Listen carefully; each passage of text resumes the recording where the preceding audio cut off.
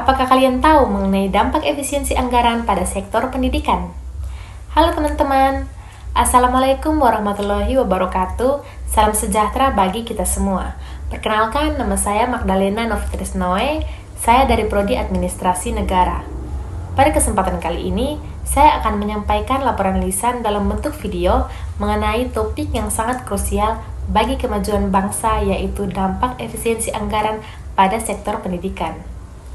Efisiensi anggaran menjadi perhatian penting dalam pengelolaan sumber daya negara dan dampaknya pada pendidikan perlu kita telaah secara mendalam. Efisiensi anggaran di sektor pendidikan dapat diartikan sebagai upaya untuk menggunakan setiap rupiah anggaran secara efektif dan optimal guna mencapai tujuan-tujuan pendidikan yang telah ditetapkan.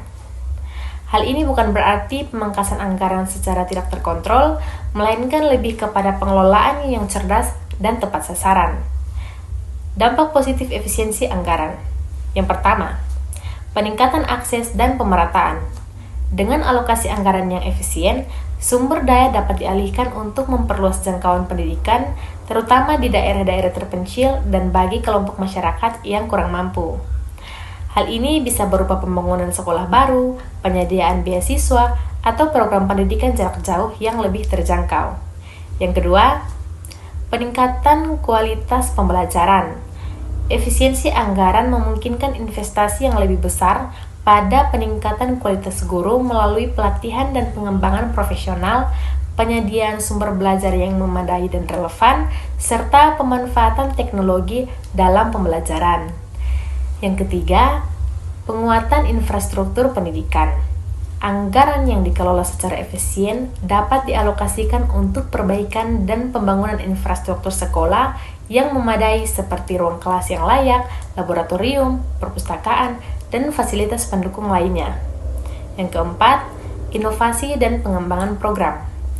Efisiensi anggaran dapat memberikan ruang fiskal untuk mendukung inovasi dalam metode pembelajaran, pengembangan kurikulum yang relevan dengan kebutuhan zaman, serta program-program pendidikan yang adaptif terhadap perubahan. Yang kelima, potensi pengurangan kualitas. Jika efisiensi anggaran tidak dilakukan dengan hati-hati dan tanpa perencanaan yang matang, dikhawatirkan akan berdampak pada penurunan kualitas pendidikan, misalnya melalui pengurangan jumlah guru atau fasilitas yang tidak memadai. Yang keenam, resistensi dan kurangnya pemahaman. Implementasi efisiensi anggaran terkadang menghadapi resistensi dari berbagai pihak yang merasa kepentingannya terganggu atau kurangnya pemahaman mengenai tujuan dan manfaat jangka panjang dari kebijakan tersebut. Yang ketujuh, transparansi dan akuntabilitas. Keberhasilan efisiensi anggaran sangat bergantung pada transparansi dan akuntabilitas dalam pengelolaan keuangan pendidikan. Tanpa pengawasan yang ketat, potensi penyalahgunaan anggaran dapat meningkat. Yang kedelapan, kesenjangan regional. Implementasi efisiensi anggaran perlu mempertimbangkan kesenjangan kondisi pendidikan antar daerah. Kebijakan yang diterapkan secara pukul rata tanpa mempertimbangkan konteks lokal dapat memperburuk ketidakmerataan.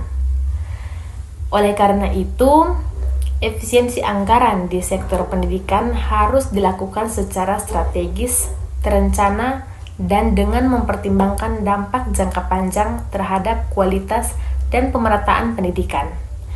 Diperlukan sinergi antara pemerintah, lembaga pendidikan, masyarakat, dan seluruh pemangku kepentingan untuk memastikan bahwa setiap rupiah anggaran memiliki kontribusi maksimal bagi kemajuan pendidikan di Indonesia. Demikian laporan lisan yang dapat saya sampaikan.